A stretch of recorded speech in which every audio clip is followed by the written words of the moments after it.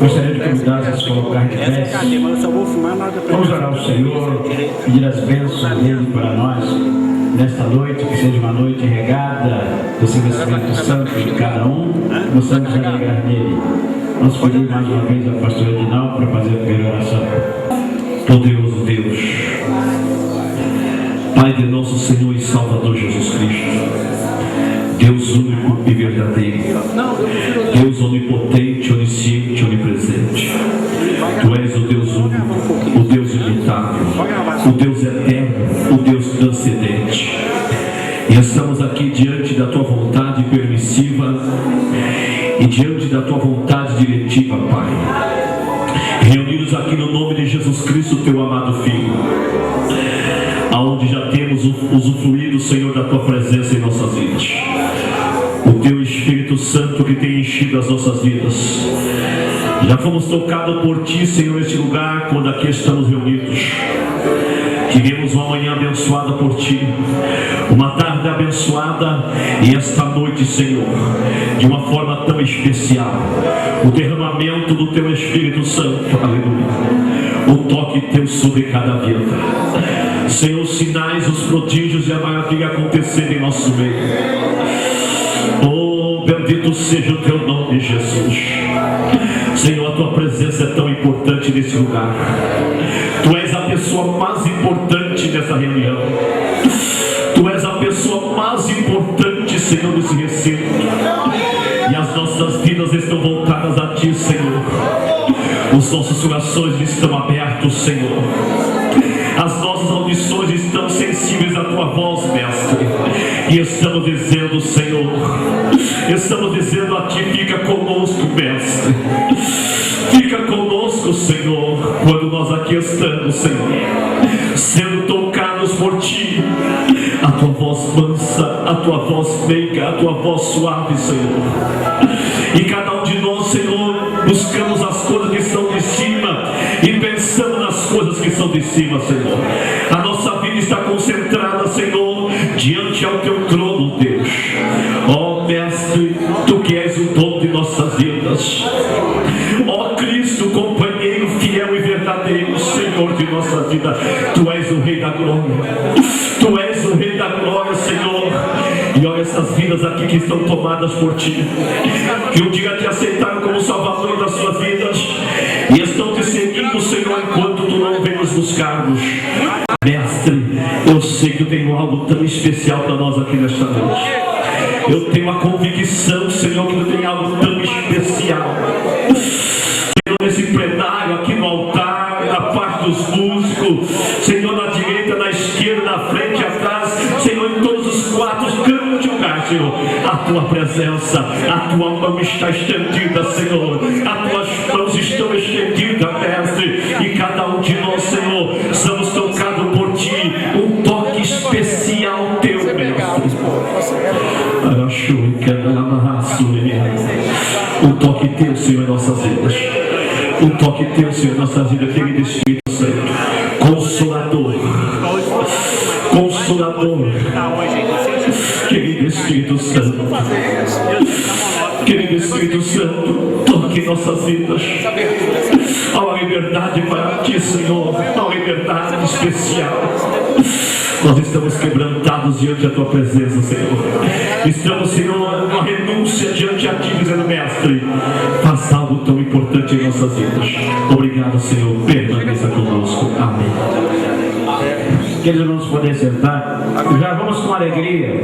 Já cantamos o número 46. Ele alguns entregou em tudo dependente.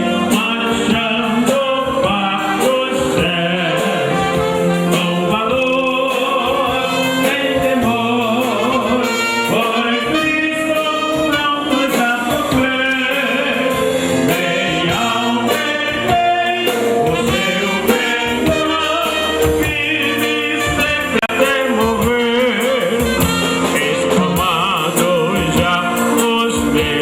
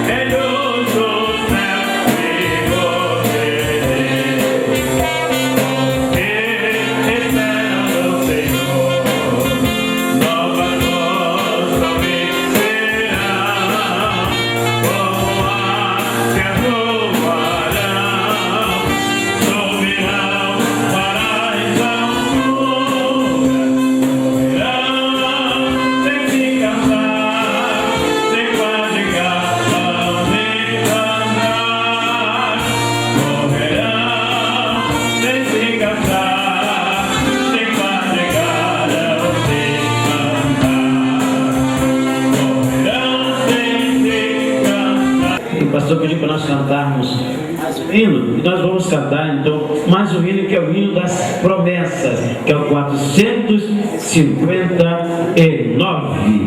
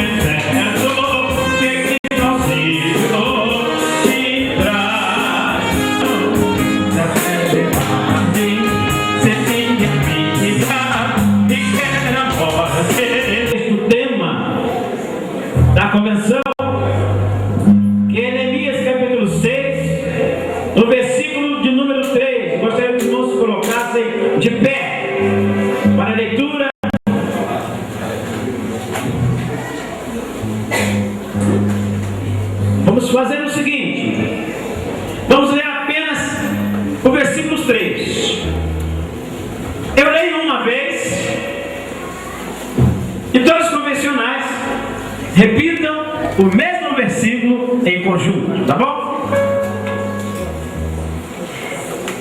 E enviei-lhes mensageiros a dizer: estou fazendo uma grande obra, de modo que não poderei descer. Por que cessaria esta obra enquanto eu a deixasse e fosse ter convosco? Os convencionais.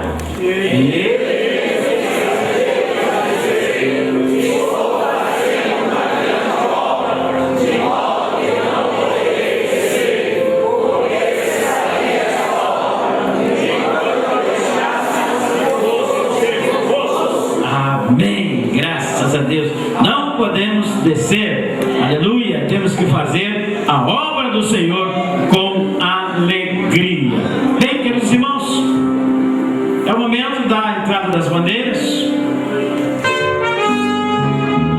Louvai a Jesus amoroso, na cruz os pecados levou, que nos enche de santo gozo, com sangue no céu nos ganhou.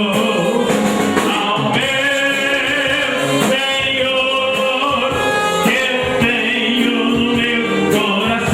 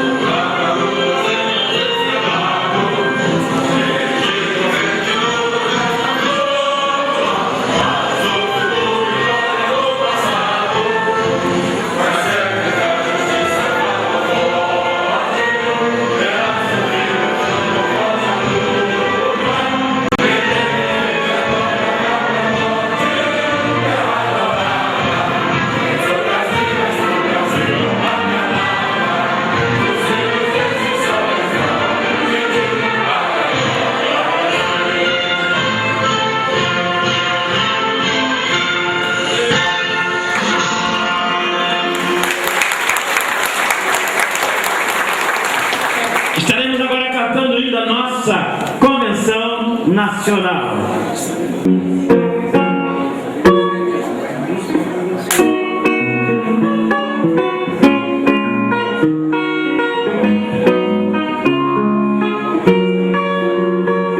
A nossa convenção nas mãos de Jesus Cristo irá sempre avante, avante sem parar.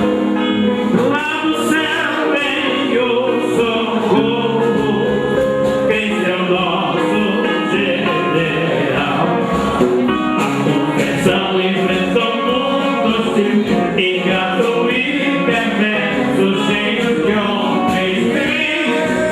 Vamos felizes porque Deus nos aprova. Eis aqui a convenção do Brasil. Vamos felizes porque Deus nos aprova. Eis aqui a mais nova convenção do Brasil. A nossa convenção sempre triunfará e correrá pensando em você. Lutaremos sem cessar e haveremos de vencer. Nada queremos devastar a nós, somente o amor tão grande e febril. Estamos felizes porque Deus nos aprova. Eis aqui a mais nobre convenção do Brasil. Estamos felizes porque Deus nos aprova. Eis aqui a mais nobre convenção do Brasil. A nossa convenção só pensará no bem daqueles que já têm a fé em Jesus. Nós elevamos sua cruz e conosco cantarão. Avante, avante, obremos potentes, de fé e talento, homens varonis. Estamos felizes porque Deus nos aprova. Eis aqui a mais nobre convenção do Brasil. Estamos felizes porque Deus nos aprova. Eis aqui a mais nobre convenção do Brasil.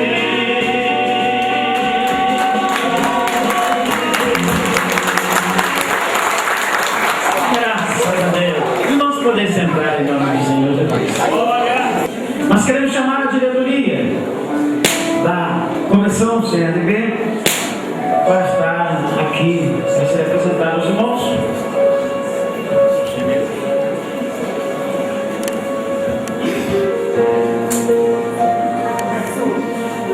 Como presidente, Sebastião da Luz da Rocha Leite, aqui de Minas Gerais. Vice-presidente, esse que nos fala, pastor Isaías Francisco.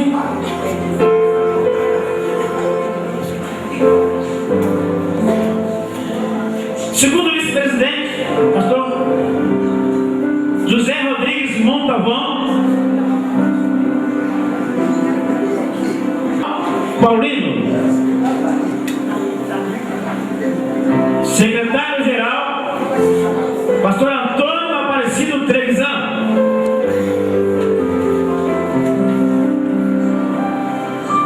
Primeiro secretário, Marco Antônio de Araújo. Está trabalhando na secretaria. Segundo secretário, pastor Marcelo da Silva.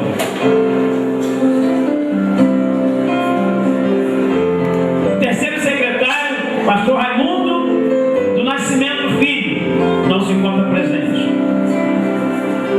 Primeiro tesoureiro, pastor José Paulo da Rocha.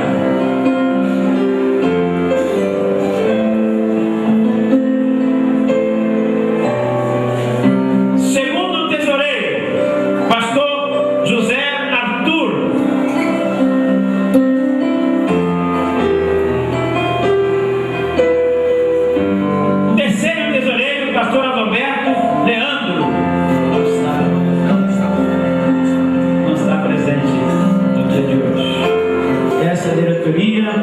Convenção Nacional das Assembleias de Deus do Brasil, do período de 2010 a 2011.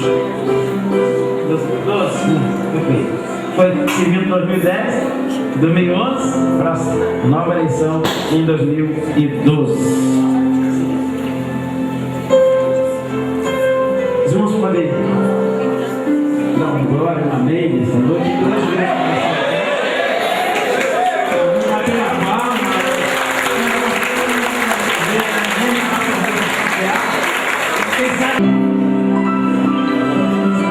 Vamos então fazer a apresentação. Os irmãos, as caravanas que vieram. Muito bem, tem uma grande caravana aqui presente. Pode aparecer. Os cariocas e fluminenses. Cariocas e fluminenses. Olha aí, espera. Equipe também. Graças a Deus, não é? Os brasilienses. Brasilienses, olha. Uma boa caravana de Brasília. Pode sentar. Os paulistas. Uma boa caravana de São Paulo. Pode dar uma jeito aí. Pode aparecer. Paraná. Paranaenses.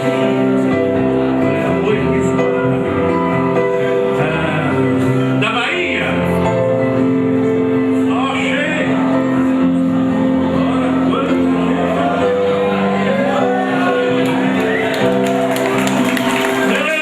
Ei, não, calma aí, tá bom. Calma, não, toma aqui, tá bom. Que negócio é esse? Pode aparecer. Pará. Pará, cadê os paraíbos? Deixa eu ver os paraíbos. Sim, vai os paraíbos, vocês viram? Vamos aí? Acho que estão aqui no auditório. Paraíba. Estão por aí, no auditório. Amazonenses. Onde são os amazonenses? Olha aí, deixa eu ver. Olha aí, tão pertinho, né? Tão pertinho. Maranhão.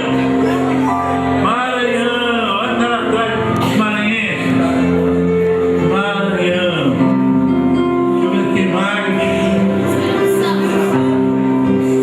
Espírito Santo.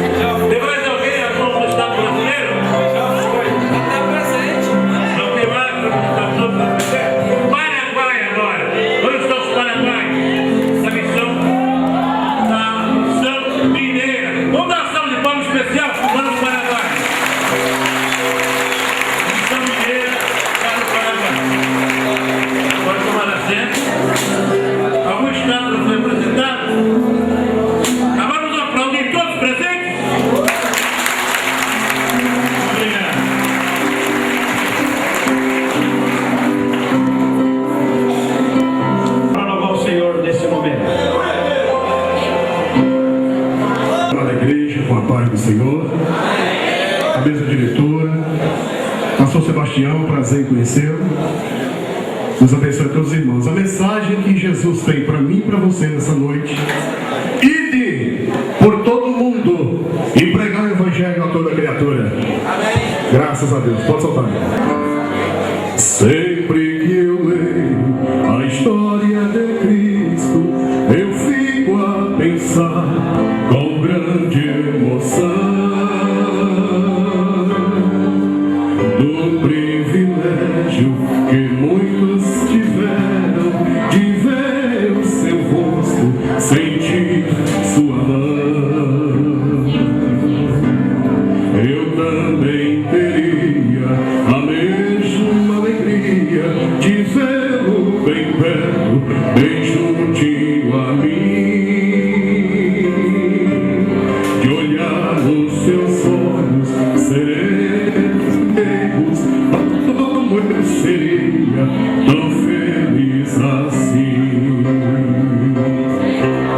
Queria saber como era o seu rosto, embora eu sinta que era muito lindo, inspirava fé e também confiança, e dava todos um gozo infinito. Ao ver as gravuras dos quadros pintados daquilo que dizem ser o meu Senhor, meu ser não aceita o que está na tela, é falsa a inspiração. Graças a Deus.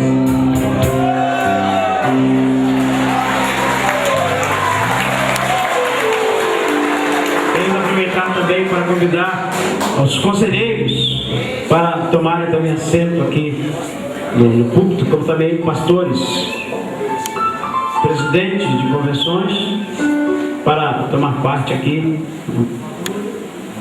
do púlpito. Paulo, louvando ao Senhor nesta noite. Sou da Igreja da Paz, Senhor. Estou muito feliz aqui porque estou sentindo a presença de Deus. Deus, Ele é santo. Vamos louvar um bastante conhecido, que é Daniel Cristine, que Deus é santo, Ele é maravilhoso, conselheiro, Pai da eternidade e príncipe da paz. E hoje Ele está aqui para tudo que nós precisamos. Então vamos louvar o Senhor. Deus, poder e glória.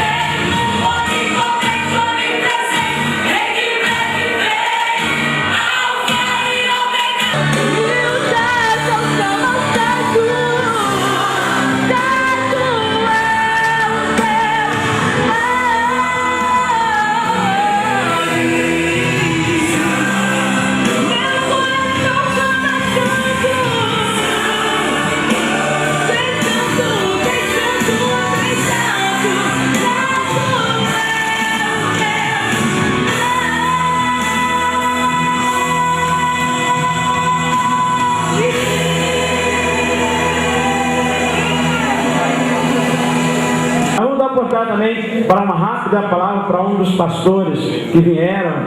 Pode ser da Bahia. Amém. Saúdo os convencionais com a gloriosa paz do Senhor. Para nós é motivo de alegria estarmos aqui, nesta linda cidade, fazendo mais uma CNADB. E alegre por todos vocês que vieram aqui para nós juntos louvarmos e engrandecer o nome desse grande e poderoso Deus que já fez e vai continuar fazendo maravilha. Amém? Eu trago a paz do Senhor para todos os convencionais, nós dali do estado da Bahia, na pessoa dos nossos obreiros e aqueles que puderam estar aqui. Quero dizer aos irmãos que a gente está trabalhando para brevemente trazer mais ônibus, viu? Amém? Né? Chegou a vez da Bahia trabalhar um pouco mais, né? E trazer mais pessoas para a convenção. Então, está aí a Conadeb, hoje, unido, todo o Norte e Nordeste, trabalhando para o bem-estar da nossa amada convenção. E quero dizer a todos vocês, ame esta convenção. Eu estou nela desde jovem, né? Hoje já com 56 anos, cheguei nela aos meus 20 e poucos anos, e já de cabelo branco, lutando por esta maravilhosa convenção. E aqueles que estão chegando, que estão se ligando a esta convenção, venha mesmo com amor, com desejo de trabalhar, porque não falta trabalho nela, amém? Para fazer ela crescer. E eu deixo para todos os meus amados irmãos esse tema que me chamou muita atenção. Hoje eu estava ali meditando, e é um tema de bastante exortação, né? Estou fazendo uma grande obra. Você está fazendo uma grande obra? Como você trata a obra de Deus? Para você é uma grande obra? Tem sido uma grande obra na sua vida? Não é? Temos várias perguntas dentro desse tema que vai ser desenvolvido nesses dias. Já estamos assim alegres pelo que Deus tem feito através dos homens e mulheres que têm chegado aqui e falado sobre ele. Então vamos ficar atentos, porque Deus tem algo de maravilhoso para nós. Dentro desta palavra que foi assim escolhida por Deus, esse tema glorioso, todos nós estamos fazendo uma grande obra. Então, se com essa exortação de hoje, qualquer um de nós que estiver meio devagar na obra de Deus, né? Quase parando, e até disse assim: eu vou para essa convenção, quem sabe, eu estou orando. Quero te dizer nesta noite, Deus quer que você continue trabalhando. Deus quer que você se levante, amém? E entenda que você está fazendo uma grande obra para o Senhor, e por isso você não pode parar. Esta obra é dar vida por ela, porque é a obra de Deus. Nós temos estado esses anos jovem, já de cabelo branco, mas eu agradeço ao meu Deus que a gente vai dormir de madrugada, levanta de madrugada, e aqui e ali fazendo esta obra para aquele que merece toda a honra, toda a glória e todo o louvor das nossas vidas. Ele merece tudo de nós, porque Ele já nos deu tudo. Quem concorda com isso, diga amém. Que Deus abençoe todos vocês. Trabalhe com amor, trabalhe com afinco mesmo, porque estamos fazendo uma grande obra. Que Deus abençoe a todos vocês em nome de Jesus.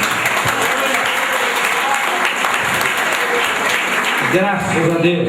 Vamos também ouvir a cantora Gessileide Santos, aqui de Gessileide, aqui de Minas Gerais. Depois vamos ter a participação também para uma saudação dos nossos irmãos lá de Manaus. Que está aí. Eu cumprimento os irmãos com a paz do Senhor, amém? Pode ser mais forte, o povo de Deus é um povo animado. Eu cumprimento a igreja com a paz do Senhor, amém? Glória a Jesus. Privilégio grande estarmos aqui nessa noite para adorar ao Senhor. Eu vou declarar que Ele é exaltado, que Ele é digno de ser engrandecido, que Ele é aquele que é a esperança para esses dias maus que estamos vivendo. Aleluia. Glória a Jesus. Bendito seja Deus. Essa canção ela faz parte do meu primor ao Senhor.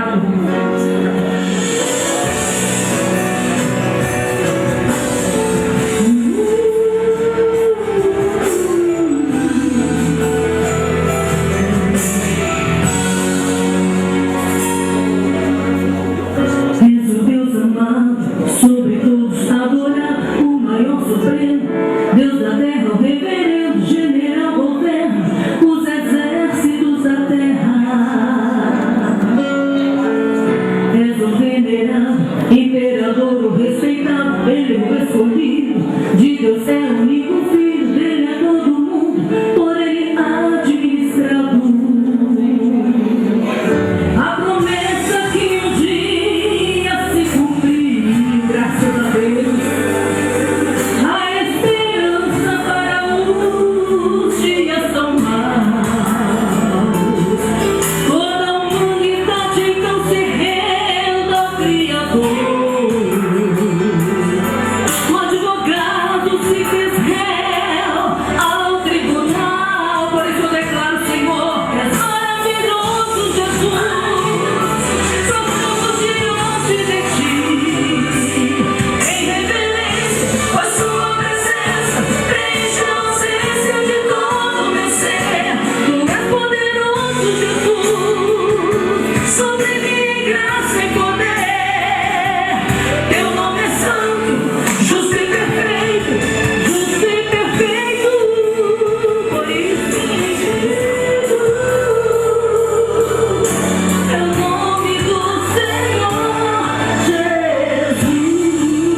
Quero abençoar a igreja, em nome de Jesus.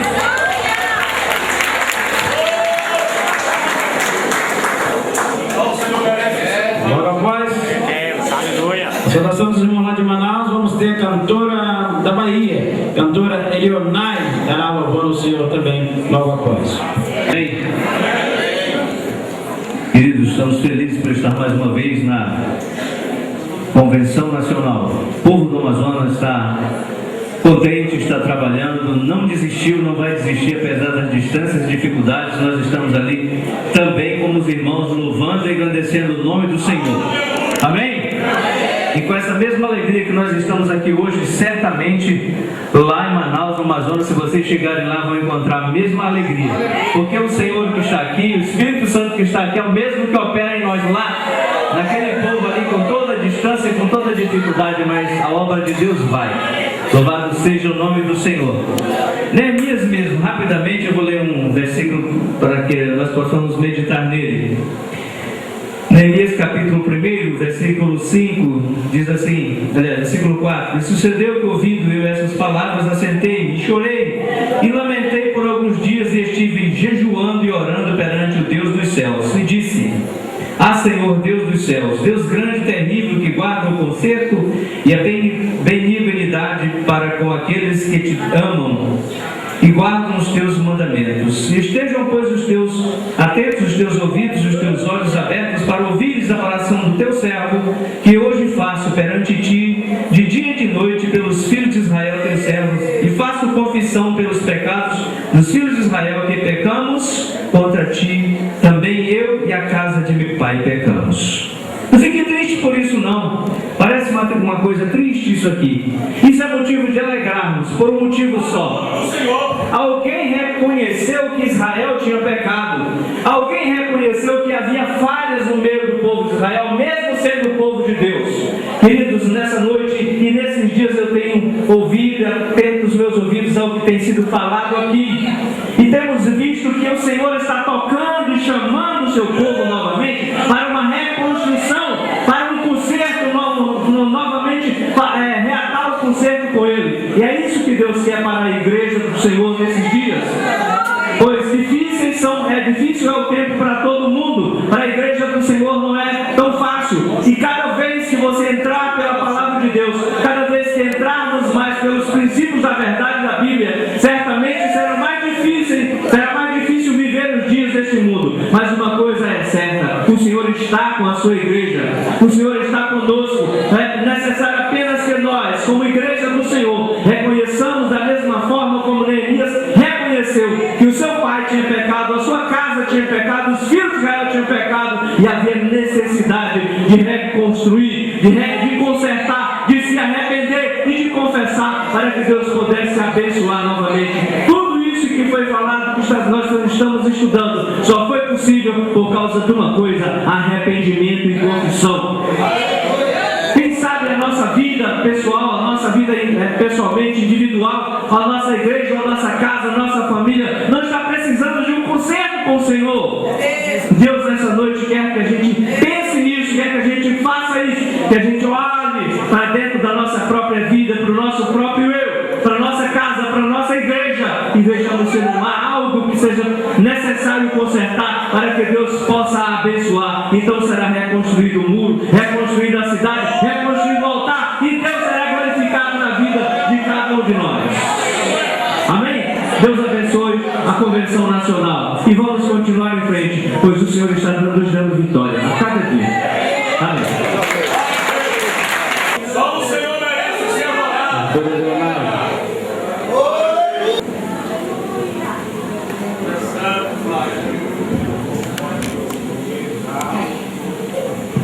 Glória a Jesus. Salve a todos com a paz do Senhor. Amém? Glória a Deus. Quantos querem uma bênção de Deus nessa noite? Então tenho certeza que você vai sair daqui com a sua bênção. Eu estava ali meditando na palavra de Jó, no momento em que ele estava mais aflito da vida dele. E em Jó 19, versículo 25, ele diz assim: eu sei que o meu Redentor vive e por fim se levantará sobre a terra. Então tenha certeza que não importa o tamanho da dificuldade, não importa o tamanho da sua luta, tenha certeza que o seu Redentor vive e por fim ele se levantará sobre a terra em seu favor. E nesta noite o teu Deus está se levantando do trono para escrever a tua história, para reescrever a tua vida. Amém? Tenha certeza, e saia daqui com a sua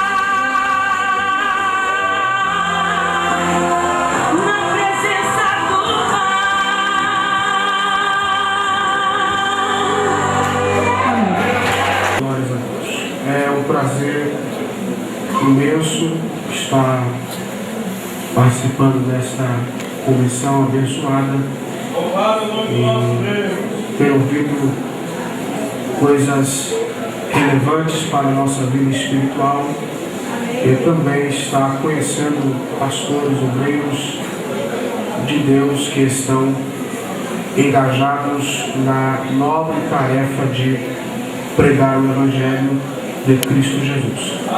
Eu gostaria de compartilhar com os irmãos um texto da Bíblia e eu gostaria que os irmãos estivessem de pé, porque logo após eu desejo fazer uma oração com os irmãos.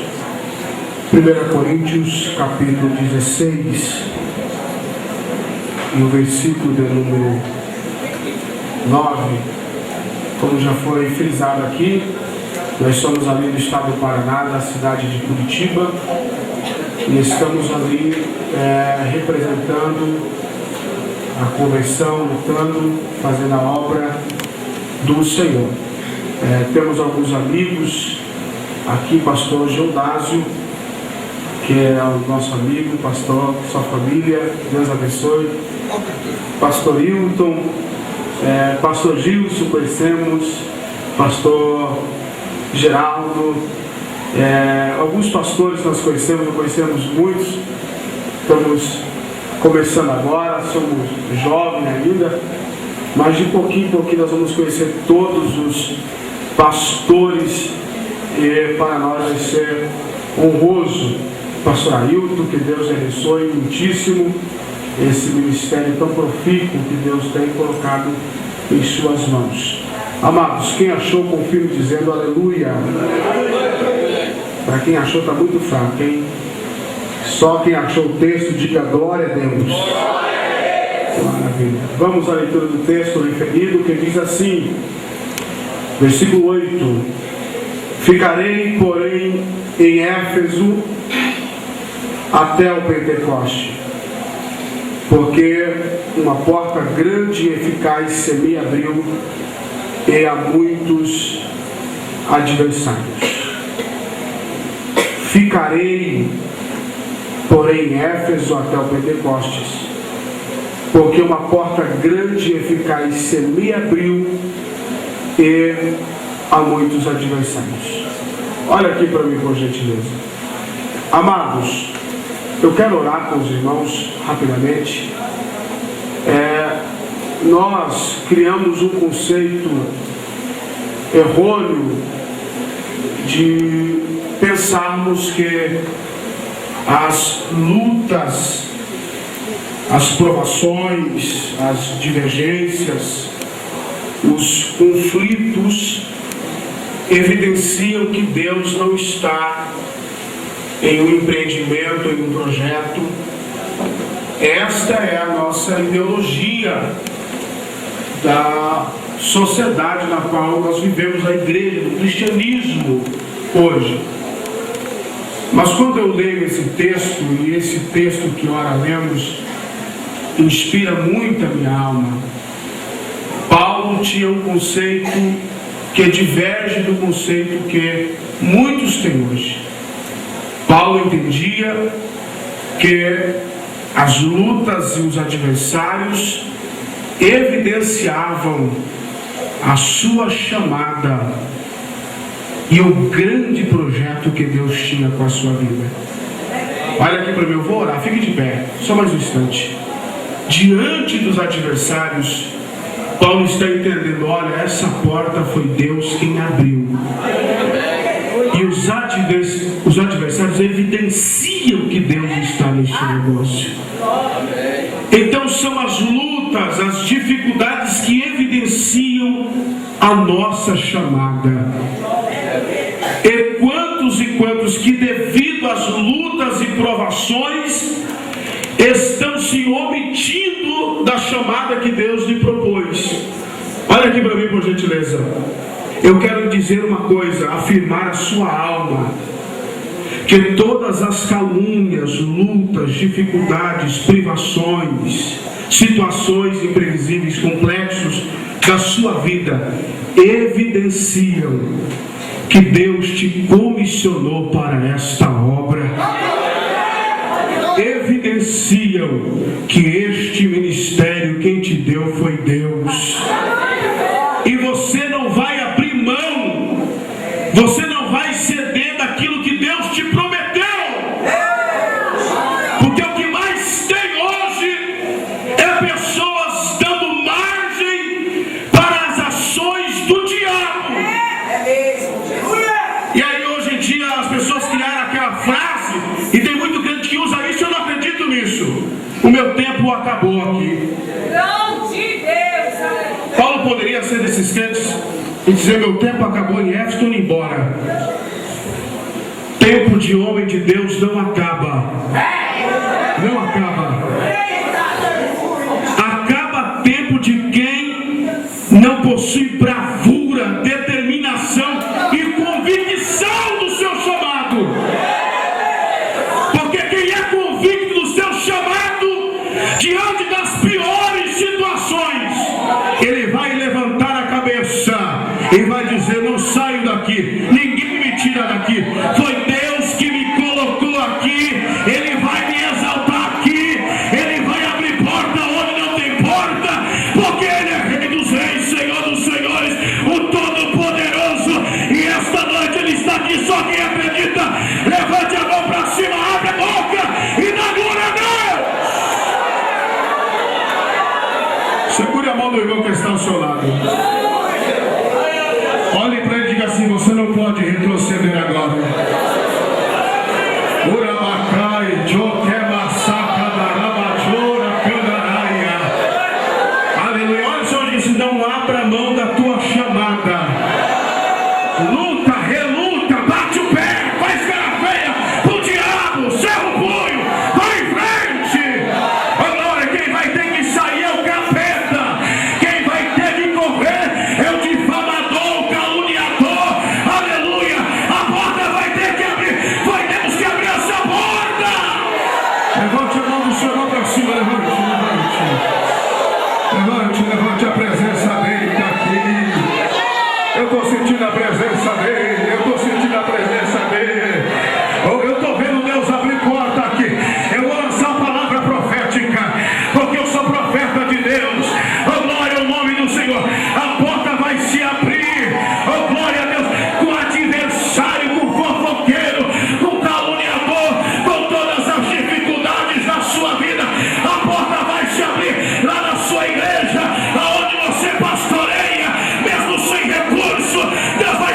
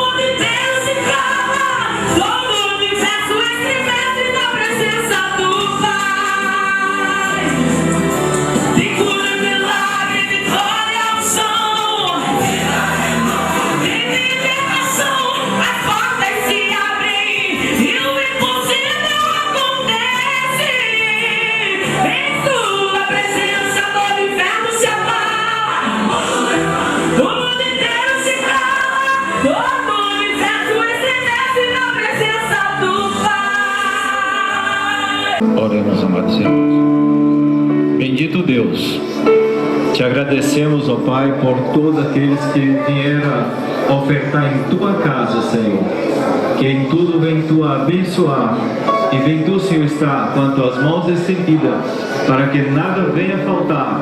Ó Deus, nós queremos em tudo te agradecer, no nome de Jesus.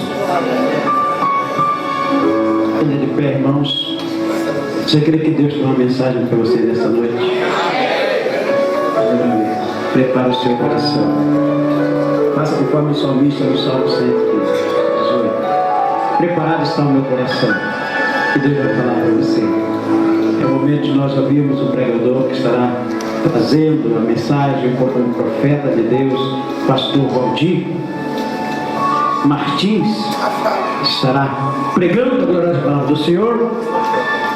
É Valdir Martins Machado, graças a Deus, estará então a partir de agora trazendo a mensagem. Meus amados, a paz do Senhor. Mateus capítulo 26, versículo 36 em diante, que está escrito assim: Então Jesus foi com seus discípulos para um lugar chamado Getsêmani e lhes disse: Sentem-se aqui enquanto vou ali orar. Levando consigo Pedro e os 2 filhos de Zebedeu, começou a entristecer-se e a angustiar-se.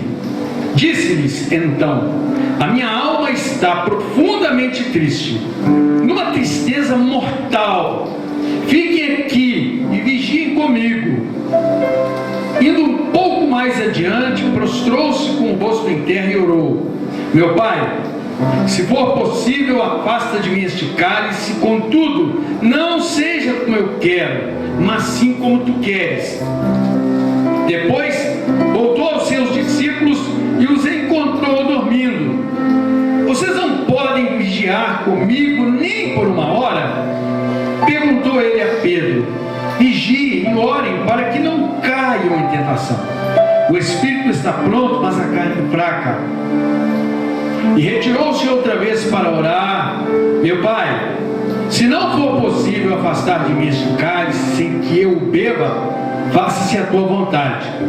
Quando voltou de novo, os encontrou dormindo, porque seus olhos estavam pesados.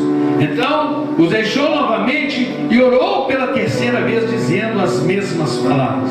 Depois voltou aos discípulos e lhes disse: Vocês ainda dormem e descansam? Chegou a hora. Eis que o Filho do Homem está sendo entregue nas mãos de pecadores. Levantem-se e vamos. Aí vem aquele que me trai. Enquanto ele ainda falava, chegou Judas, um dos 12. Com ele estava uma grande multidão armada de espadas e varas, enviada pelos chefes dos sacerdotes e líderes religiosos do povo. O traidor havia combinado um sinal com eles, dizendo-lhes: Aquele a quem eu saudar com um beijo é ele, prendam-no. Dirigindo-se imediatamente a Jesus, Judas disse: Salve, mestre, e o beijou. Jesus perguntou: Amigo, o que eu traz? Então os homens se aproximaram, agarraram Jesus e o prenderam. Um dos que estavam com Jesus, estendendo a mão, puxou a espada e feriu o servo do sumo sacerdote, decepando-lhe a orelha. Disse-lhe Jesus: Guarde a espada, pois todos os que empunham a espada, pela espada morrerão. Você acha que eu não posso pedir a meu Pai e Ele não colocaria imediatamente à minha disposição mais de 12 legiões de anjos? Como então se cumpririam as Escrituras que dizem que as coisas deveriam acontecer desta forma? Naquela hora Jesus disse à multidão: Estou eu chefiando alguma rebelião para que vocês venham prender-me com espadas e varas? Todos os dias eu estive ensinando no templo e vocês não me prenderam. Mas tudo isso aconteceu para que se cumprissem as Escrituras dos profetas. Então todos os discípulos o abandonaram e fugiram. Pai, a tua palavra foi lida, eu te louvo por ela. Muito obrigado. Estou aqui, meu Deus, como instrumento, dependendo do Senhor, dependendo da ação e da unção do teu Espírito Santo. Pai, me dê graça, porque preciso transmitir a Tua palavra, Pai, que o Senhor tem colocado ao meu coração. Ó Deus, eu me ponho à Tua disposição e peço que o Senhor me use para falar com o Teu povo nesta noite. Em nome de Jesus. Amém. Os irmãos podem se sentar. Meus irmãos, eu olho para a caminhada de Jesus e vejo um homem com uma determinação muito grande, principalmente depois que Jesus começa a desenvolver o seu ministério propriamente dito, quase lá pelos seus 30 anos de idade. Ele tinha plena convicção e tinha uma determinação no seu coração. Ele tinha algo para fazer, algo difícil, algo penoso, algo árduo, mas algo glorioso, que era consumar aquilo que Deus lhe havia chamado para fazer. Mas nessa noite, irmãos, eu me encontro assim, muito alegre, muito emocionado e me sentindo muito privilegiado. Eu me encontro alegre porque eu pude e posso rever aqui muitos irmãos de longa caminhada. Eu vou fazer este ano, se Deus me permitir, 51 anos de idade. Eu me considero novo, mas também conheço essa convenção há muitos anos. E me alegro, depois de 33 anos de convertido, continuar fazendo parte dessa convenção. E me encontro emocionado porque estou compartilhando aqui o púlpito com homens que me viram nascer, com homens que eu, desde que aceitei Jesus, estou caminhando com eles e vejo-os aqui. Pastores antigos e que têm uma história muito mais longa do que a minha. Mas me emociono muito por estar dividido aqui com o pastor Marcelino, esse mesmo lugar, esse mesmo púlpito aqui, que foi o homem que me criou, que me formou e que há 31 anos atrás, vai fazer 31 anos, me separou para o diaconato, e no dia 30 de outubro de 1981 eu fui consagrado ao diaconato, e por quem na época estava presidindo a convenção, que era o pastor Pedro Ferreira, e que hoje já não está mais aqui no nosso meio. Então eu louvo muito a Deus pela vida do Senhor, pastor, muito mesmo, muito pela vida do irmão e pela vida de outros pastores que estão aqui, do meu presidente, pastor Geraldo Rocha, pastor Sebastião, pastor Gildásio, pastor Antônio Trevisan, os irmãos da Bahia, de tanta data, o pastor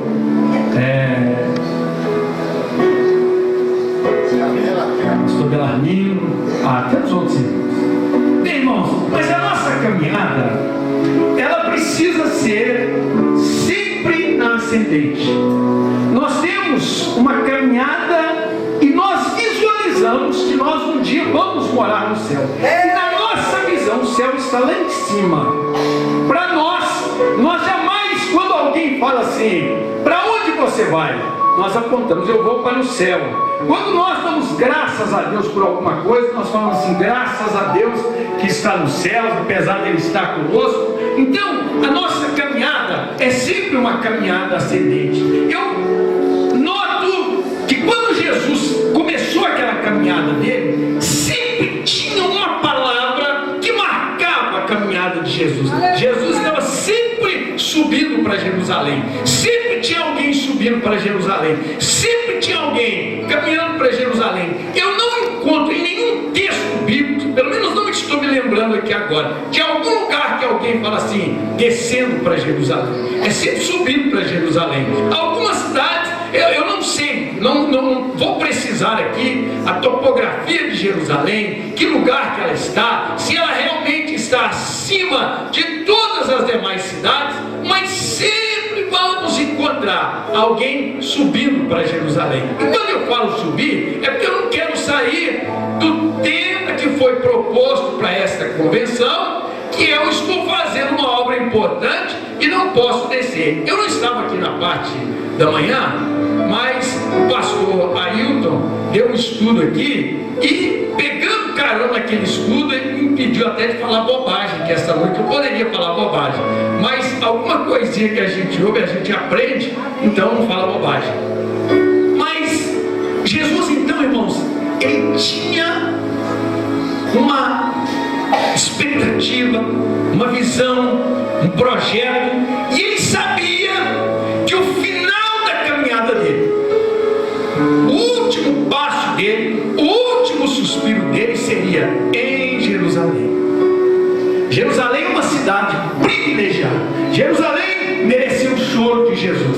Jerusalém mereceu as lágrimas de Jesus. Jerusalém sepultou profetas. Jerusalém perseguiu crentes. Jerusalém matou o rei dos reis, o Senhor dos senhores. Jerusalém viu também a ressurreição de Jesus. Jerusalém viu a ascensão de Jesus. Jerusalém viu a descida do Espírito Santo. Jerusalém, irmão, é uma cidade especial. E Jesus foi caminhando para Jerusalém. Eram os passos mais difíceis de Jesus, era ir para Jerusalém. Uma época ia ter uma festa em Jerusalém, que era a festa da Páscoa, e os irmãos de Jesus falaram assim para ele: vai para a Páscoa lá em Jerusalém. Jesus falou assim: não vou não, vocês podem ir que eu não vou. Mas quando os irmãos foram, Jesus foi para Jerusalém, e lá Jesus pregou a palavra, Jesus falou a palavra dele. Então Jesus sabia, ele tinha algo com Jerusalém. Ele sabia que o desfecho da história dele seria em Jerusalém. E quando Jesus chega neste momento aqui, olha, irmãos, a mensagem vai ser rápida, porque eu sei que o tempo é curto e que os irmãos estão cansados. Mas quando chega neste momento aqui, quando Jesus sobe pela última vez lá naquele monte, ele leva os seus discípulos, separa 3 daqueles que eram os seus mais próximos, caminha um pouco com eles, e lá naquele momento, quando ele vai com aqueles 3 discípulos, ele profere uma palavra muito significativa, uma palavra assim maravilhosa para aqueles discípulos, que para nós hoje é maravilhosa, mas naquele momento ali foi terrível para ele. Ele falou com os discípulos assim: eu estou tremendamente triste, eu estou muito angustiado, eu estou com uma tristeza mortal. Mas Jesus tinha chegado no ápice da caminhada dele.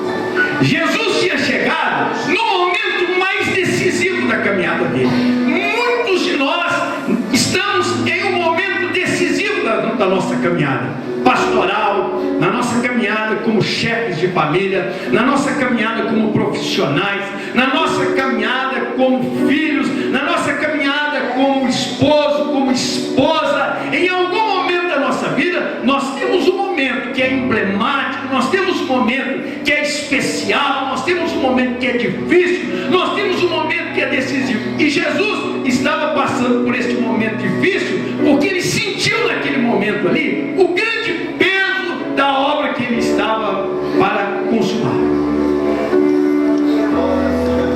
E ele fala para os discípulos: eu estou muito angustiado, eu estou muito triste. E nós às vezes pensamos que o maior desafio de Jesus ali era enfrentar a morte ou a própria cruz.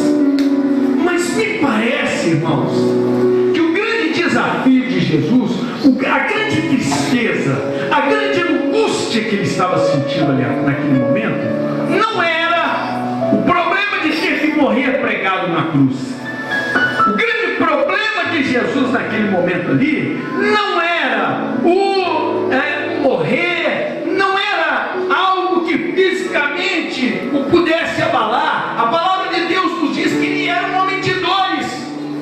O servo sofredor, relatado lá em Isaías, e que nos joga luz sobre Jesus, fala que ele era um homem acostumado às dores. Ele era um homem de dores, ele era um homem sofredor. Mas parece que o grande problema, a grande dificuldade de Jesus ali, era algo que estava reservado para ele, que se chamava cálice da ira de Deus. Ele teria que beber o cálice da ira de Deus, que era terrível. Ele teria que beber o cálice que continha a ira de Deus sobre uma humanidade que havia desprezado Deus, que havia pecado contra Deus, que havia se afastado de Deus, que havia feito os piores horrores. E agora, aquela indignação toda de Deus, o cálice da indignação estava na boca de Jesus e ele precisava tomar. Este era um momento muito difícil. Mas para beber, irmãos, este cálice, algumas coisas começaram a se interpor no caminho de Jesus. E com todos nós é assim. Tudo que nós vamos fazer é de uma importância grandiosa, é de uma importância vital. O que nós estamos fazendo aqui é de uma grandeza maravilhosa. A nossa vocação é grandiosa, ela é espinhosa, mas ela é grandiosa, ela é gloriosa. A chamada que cada um de nós temos, a chamada destes homens aqui, é uma chamada grandiosa, é uma chamada maravilhosa. Mas existem alguns obstáculos que tentam se interpor no nosso caminho para dificultar e para impedir a nossa caminhada. O primeiro obstáculo que Jesus enfrentou para sorver aquele cálice,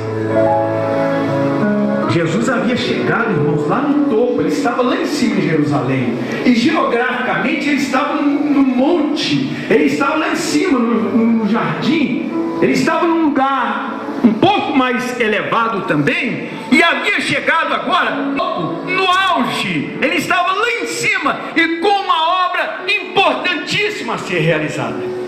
E na hora de realizar aquela obra, algo acontece no coração de Jesus. Entra tristeza no coração dele. Oh, gente, que coisa ruim é tristeza. Que coisa terrível é a angústia. Um homem entristecido, um homem amargurado, uma mulher amargurada, uma mulher entristecida, isso é um negócio muito sério. Nós vemos vários homens e várias mulheres na Bíblia em determinados momentos reclamando da angústia, reclamando da tristeza. Noemi, uma época, chegou e dizia: eu sou uma mulher triste, eu sou uma mulher derrotada, saí de Belém, vim aqui para esta terra para poder ganhar a vida, e agora não tenho mais marido, não tenho mais filhos, só tenho 2 noras, e as minhas noras também certamente não vão ficar comigo, não tenho marido, não tenho ninguém para cuidar de mim. Noemi estava numa situação terrível, cheia de angústia, triste, abatida e sem saber o que faria da vida. Mas nessa hora também sempre surge um recurso. E como surgiu para Noemi e surgiu para várias outras pessoas que passaram por angústia, para Jesus também veio um escape. Ele conseguiu passar por aquele momento ali. A palavra de Deus diz que ele foi 3 vezes e orou e falou assim: se for possível, não é passar de minha cruz, se for possível, não é passar de minha morte, se for possível, passa de mim esse cálice que eu estou para beber, o cálice da tua indignação, se for possível. O segundo obstáculo é o desamparo. Gente desamparada, pessoas que não têm ninguém por si, pessoas que se encontram sozinhas, pessoas que não têm intercessores, pessoas que não têm colaboradores, pessoas que não têm amigos, pessoas que não têm parentes, pessoas que não têm ninguém por perto, pessoas que não têm um ombro para ajudar, pessoas que não têm um calço para colocar debaixo de si, para alcançar uma posição maior, para subir lá onde precisam subir. É muito triste. Uma vez, irmão, Israel estava numa batalha determinante, numa batalha terrível, se não me engano, contra os midianitas.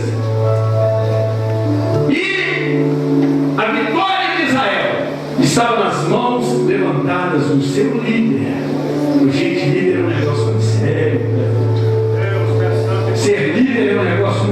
sério. O pai é um negócio muito sério. A mãe é um negócio muito sério. O pastor é um negócio muito sério. Eu precisava que a mão do líder ficasse levantada. Quando os irmãos pedem para eu levantar minhas mãos, irmãos, é 30 segundos e eu não aguento mais. Eu, sinceramente, eu não aguento ficar com o tempo com minhas mãos levantadas. Mas a Bíblia diz que Moisés precisou ficar com as mãos levantadas durante um tempo muito grande. Foi mais ou menos ao meio-dia que ele começou a ficar com as mãos erguidas até o pôr do sol. Era muito tempo e ele precisava de alguém para que o ajudasse. Já pensou se não tivesse ninguém? E de repente manda Moisés sentar-se na pedra, e um segura uma mão, Arão, e um segura outras mãos, e Moisés ficou com as mãos estendidas, e Israel prevaleceu. Mas Jesus não teve amigos. Os 3 que ele colocou ali para ajudá-lo dormiram. Por 3 vezes ele o despertou, mas eles dormiram. Mas Jesus conseguiu, ele passou por aquela situação. O terceiro obstáculo que Jesus enfrentou foi o obstáculo da traição. Esses obstáculos todos eram para fazer com que Jesus saísse ali do jardim, derrotado, sem cumprir a sua missão, e ao final daquilo, ele talvez não poderia dizer assim: olha, infelizmente, eu tive que descer, não consegui realizar a obra que Deus tinha para mim. O terceiro grande obstáculo foi o obstáculo da traição. Quando Jesus chama os discípulos e fala assim: olha, vamos embora, porque a turma está chegando e eu vou ser preso. E de repente, quando eles começam a caminhar, eles veem vindo uma turma lá, uma multidão, e à frente da turma, bem na frente, estava aquele amigo que há pouco tempo tinha comido pão com ele, estava aquele amigo que há pouco tempo tinha tomado um cálice de vinho com ele, estava aquele amigo que em algum momento servia com o dinheiro, que ele era o tesoureiro da trupe de Jesus. Há pouco tempo atrás, aquele moço compartilhara com Jesus de momentos bons, de momentos alegres. Há pouco tempo atrás, aquele moço fazia parte de uma equipe organizada para evangelizar o mundo. E agora, aquele amigo, por 30 dinheiros, traz Jesus. Ai, irmãos, o que é traição? Traição é um negócio muito sério, gente. Quem já foi traído, seja no casamento, quem já foi traído na amizade, quem já foi traído por um patrão, quem já foi traído por um empregado, quem já foi traído por um amigo, quem já foi traído, seja lá por que for, sabe o que é ser? E quando Judas chega perto de Jesus, ele ainda diz assim: mestre, e deu um beijo em Jesus. E depois que ele deu o beijo, a turma chega e pega Jesus. E Jesus fala assim: com um beijo, Judas? Judas, você me traiu com um beijo? Com um beijo, Judas? E foi assim a traição de Jesus. E o último grande obstáculo que Jesus enfrenta é o obstáculo de alguém que tenta resolver as questões de Deus, as questões espirituais, de forma carnal. Isso é um entrave na obra de Deus. A obra de Deus não é a obra dos homens. A forma de Deus agir não é a forma como os homens agem. A forma como Deus trabalha na sua vida, na sua igreja, no seu casamento, no seu ministério, na sua vida, não é a forma dos homens, é a forma dele agir. Deus tem a forma dele agir, e ele não troca pela forma do homem agir. Quando eles seguram Jesus, prendem Jesus, o Pedro saca da sua espada. Aqui não fala Pedro, mas em outro texto fala. O Pedro saca da sua espada e vai ali para cortar o pescoço, decepar Malco, acabar com Malco, mas alguma coisa atravessa na frente e a orelha só dele que é decepada. E Jesus vira para Pedro e fala assim: Pedro, põe a sua espada na bainha, porque as coisas de Deus não são assim, não. As coisas de Deus não são assim. Estavam tentando impedir Jesus de ser crucificado, estavam tentando impedir Jesus de sorver o cálice da indignação de Deus. E Jesus, apesar de toda a angústia, de toda a tristeza, da traição, da falta de amigos, do amargor que ele tinha na alma, ele sabia que o cálice era dele beber, era para ele. Ninguém podia entrar no lugar dele. Ninguém podia entrar no lugar dele. Aquilo ali era de exclusividade dele. Ninguém tinha autoridade, ninguém tinha tamanho, ninguém tinha estatura, ninguém tinha qualidade, ninguém tinha poder, ninguém tinha nada mais do que Jesus. Só Jesus podia fazer. Mete a espada na bainha. Deixa eu te falar uma coisa nessa noite, irmão. Põe sua espada na bainha e desembana essa espada. Essa que é a espada certa. Esta é a espada certa. Esta é a espada certa. Essa é a espada do Espírito. É essa que tem que ser usada. Braço, tapa, murro, palavrão, xingos, apelação, brigas, contendas, difamações. Isso não faz parte do crente. Paulo domina essas coisas como obra da carne. Isso não deve ser nomeado no meio dos crentes.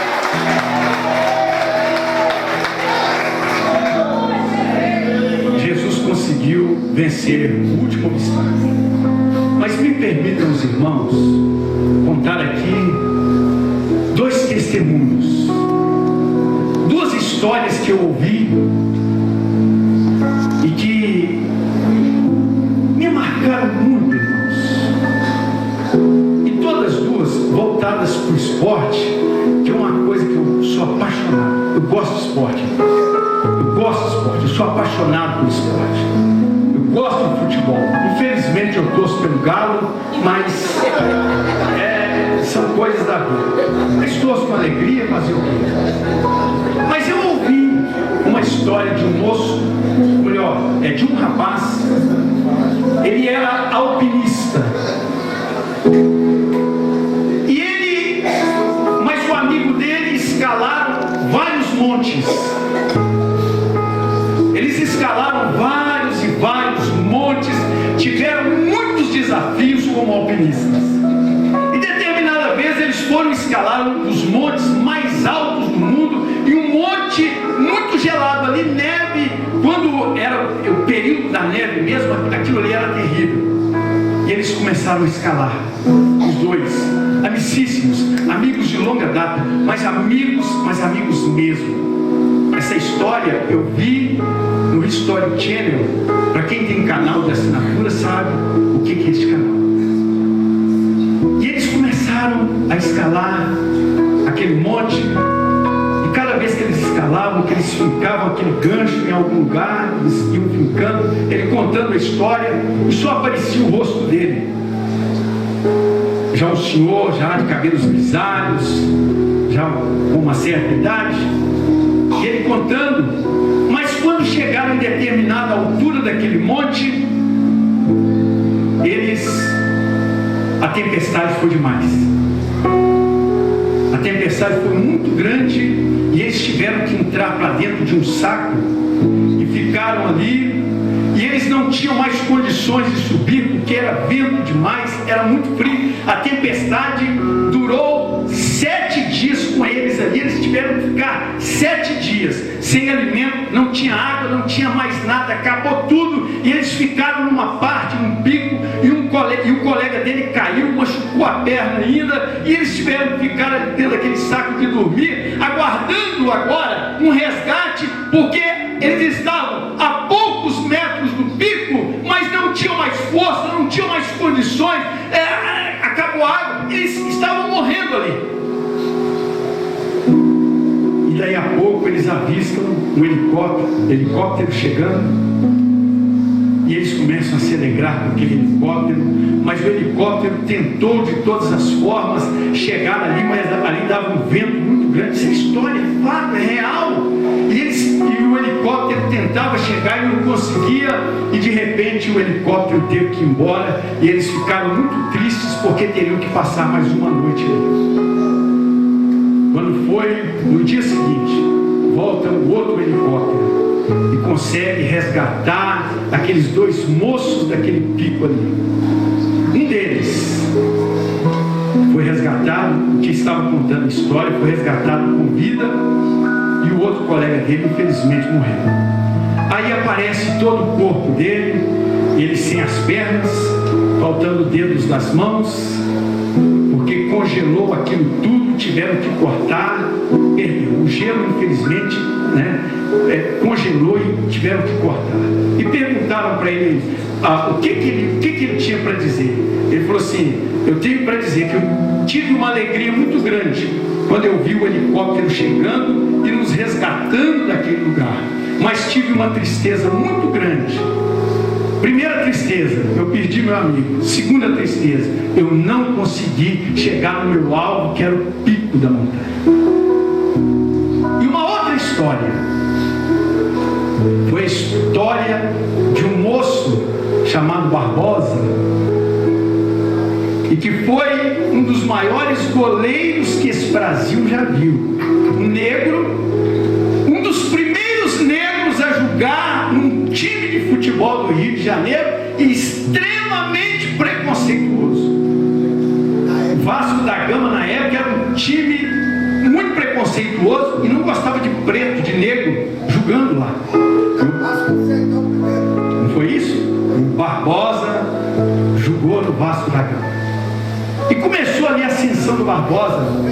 Vasco da Gama, campeão de não sei quantas vezes, convocado para a seleção de 50, e a seleção de 50, como estamos na expectativa de 14, a seleção de 50 era um grande momento do Brasil conquistar o primeiro título mundial. Todo mundo estava apostando no Brasil, era a maior seleção que existia, o campeonato seria disputado aqui no Brasil.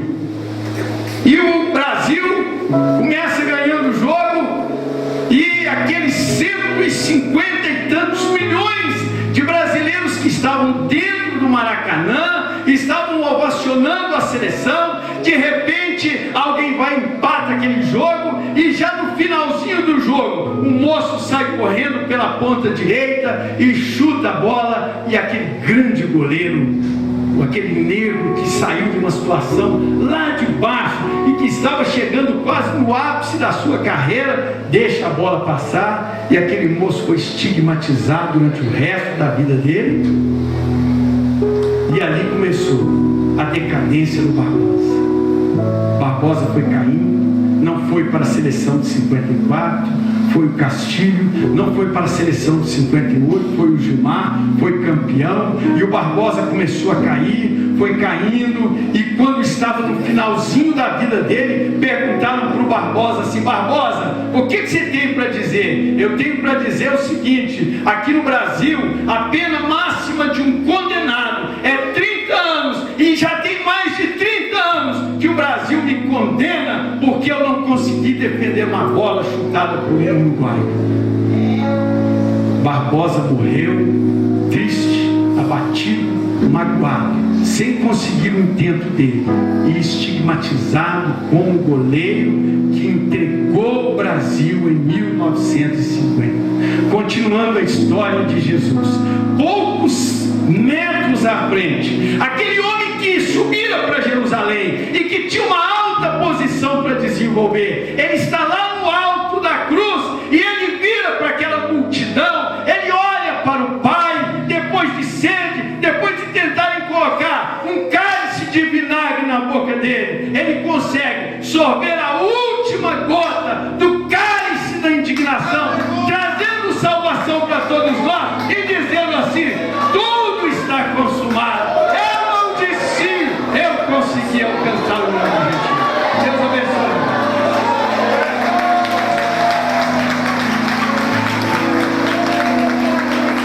Para o caminhão feminino, louvando o Senhor.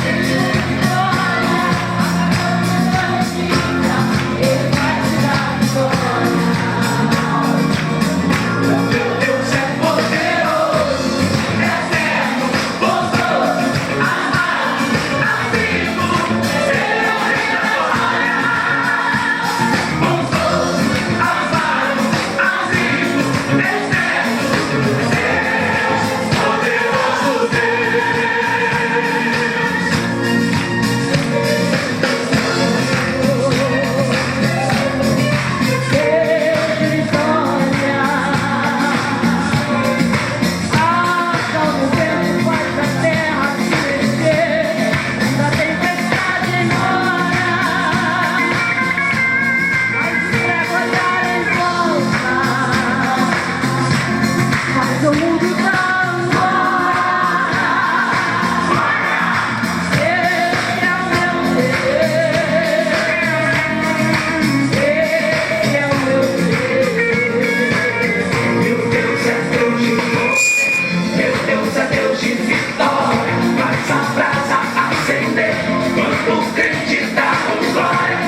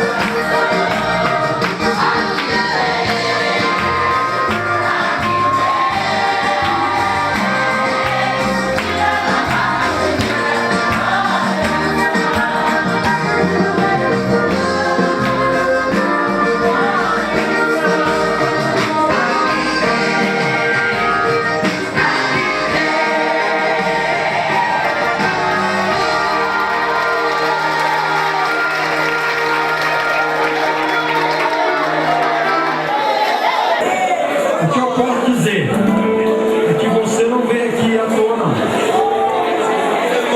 Alguém chegou aqui com a sua despensa vazia, com o seu depósito vazio, e vai voltar com ele cheio. Aleluia. Irmãos, a convenção é assim, começa devagarzinho, que é foguinho, igual que foguinho na floresta, né? Parece que tá tudo molhado, não quer pegar fogo, não é que negócio difícil, depois o negócio acender e ninguém quer parar mais. E assim vai ser. Amém? Deus abençoe a vida dos irmãos, nós vamos ficar de pé. Ô irmão, tem uma vigília, os irmãos querem fazer uma vigília aqui até 2 horas da manhã. Mas olha bem, a vigília aqui é oração. Se você quiser ficar acordado até mais tarde, quiser orar, pode vir para aqui. Orar, mas é orar. Você pode ler Bíblia, você pode cantar, tá certo? Está liberado para os irmãos fazerem a vigília até as 2 horas. Nós não vamos proibir de jeito nenhum. O fogo e o culto matutina, mas a oração matutina. Mas é oração, irmãos. Oração matutina, cante um hino, leia uma palavra. Não é para ficar aqui pregando a vida inteira. Não é? Alguém querendo cantar, alguém querendo testemunhar. Eu acho que deve ser oração e esmerar mesmo, se esmerar mesmo na oração. Tá certo? Quem vai estar aqui mais na oração matutina? Quem vai estar comandando o irmão? O pastor Leozil? Então o pastor Leozil vai estar aqui amanhã na oração. Mas pastor Leozil, conduz os irmãos à oração, pastor. Amém? Deus abençoe. Vamos ficar de pé.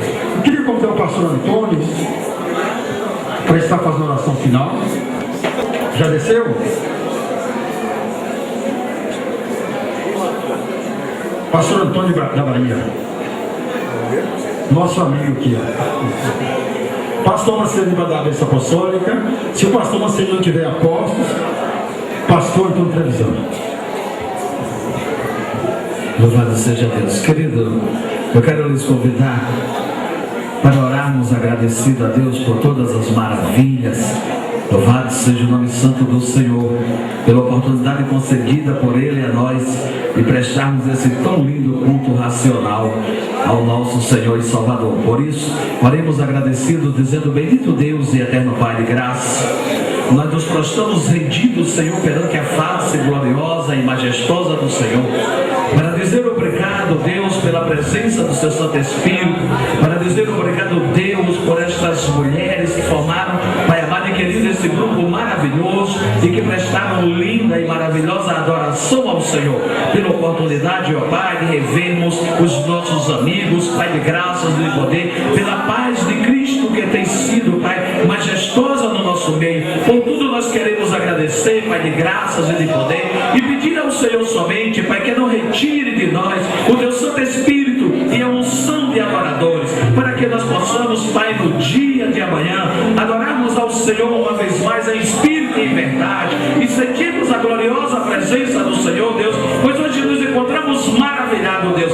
Nos livra, Pai amado, de pecarmos contra a Sua santidade, para que o Seu Santo Espírito possa operar através das nossas vidas, Deus, glorificando, bendizendo e exaltando ao Teu santo nome. Além disso, te pedimos, Pai de graça, nos guarda, Pai, nos livra do mal, do perverso, do sanguinário, e conceda-nos, ó Pai, a oportunidade do amor de Jesus Cristo ser multiplicado no seio de cada família, para a glória do Teu santo nome.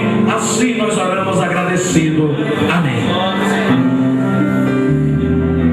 Antes da bênção pastoral, um aviso: o curso começará amanhã às 9 horas da manhã. Vai ter um culto matinal, depois o culto normal às 9 horas. Todos estão convocados a estarem presentes.